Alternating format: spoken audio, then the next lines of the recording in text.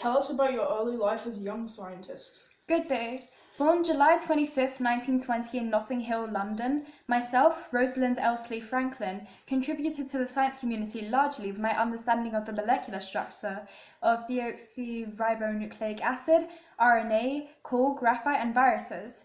When I was younger, I attended one of the few female schools in London that taught chemistry and physics, and I excelled greatly. At the age of 15, I was coerced to become a social worker by my father. However, I did not follow in the footsteps of many women my age, and I decided against my father's wishes by undergoing a higher form of education. What was your foremost discovery?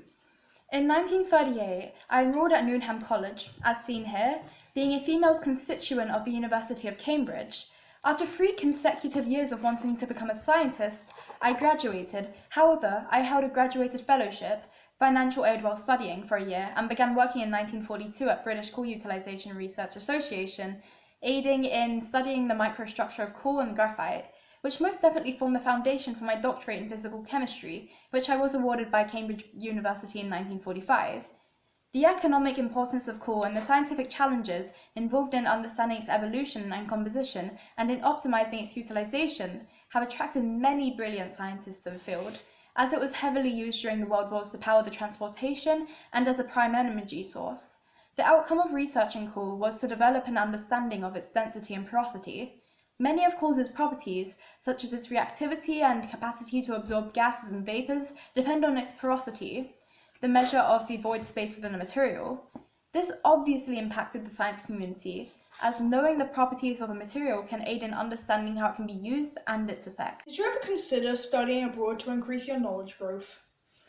After my studies at Cambridge, I spent 3 years, 1947 to 1950, in Paris at Laboratoire Central de Service Chimique de l'État, as seen here, where I taught myself X-ray diffraction techniques while studying carbon. Graphite is formed in lower crust setting from carbonaceous rocks that might contain coal.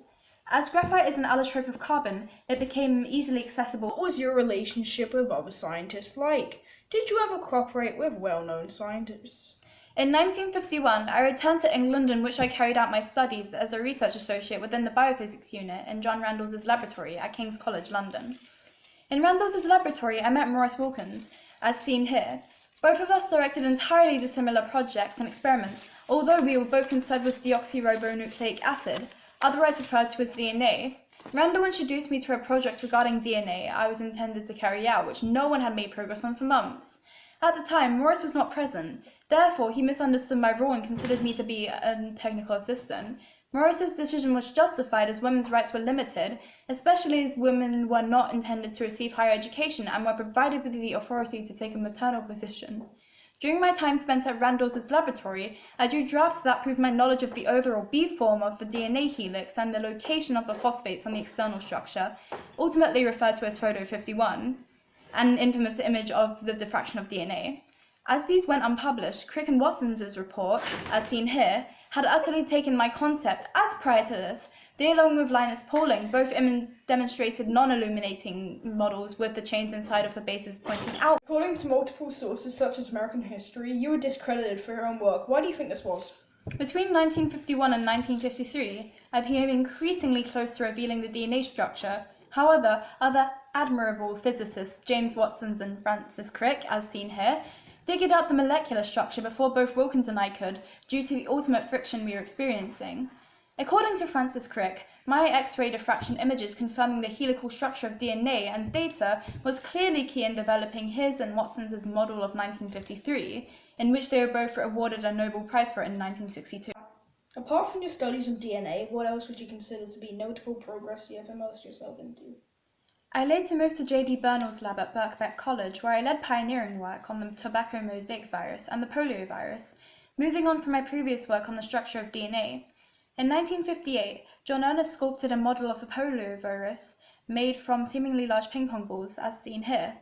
The model was based on my work at Birkbeck determining the structure of the virus. I used crystallized form of poliovirus to study its structure using X-ray diffraction, the same technique I used to study DNA. Approaching the end of your life, what were your thoughts on your results of your research? In the spring of 1956, at age 37, I unfortunately fell ill with cancer, and after a 2-year battle, I swiftly passed away. My work remained at the third place in the DNA Nature articles behind Crick and Watson. However, the majority of my work was overlooked and not credited in my time, partially due to gender inequality, also because of the tardiness and friction between Wilkins, my co-worker, and I. My depiction in Watson's book, The Double Helix, as seen here, is far from the truth, portraying me as quote-unquote plain-dressing belligerent scientist.